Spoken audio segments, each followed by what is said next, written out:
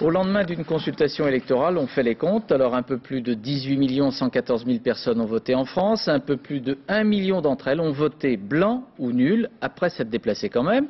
Et il y a donc eu un peu plus de 17 millions d'électeurs pour choisir parmi les 20 listes. Elles ont choisi de placer en tête celle conduite par François Hollande, suivie par celle de Charles Pasqua et Philippe de Villiers. Voici en détail les résultats complets officiels avec les commentaires d'Ilana Mor-Youssef. Avec 13% des suffrages, la liste Rassemblement pour la France, dirigée par Charles Pasqua, devance la liste RPR Démocratie libérale de Nicolas Sarkozy, qui n'obtient que 12,7% des voix. La nouvelle UDF de François Bayrou réussit à s'affirmer, 9,2%. La droite totalise 34,9% des suffrages. À gauche, la liste Parti socialiste, Mouvement radical de gauche, Mouvement des citoyens, emmenée par François Hollande, atteint le score de 21,9%. Avec 9,7, les Verts, Daniel Cohn-Bendit à leur tête, signent l'un des succès de la soirée.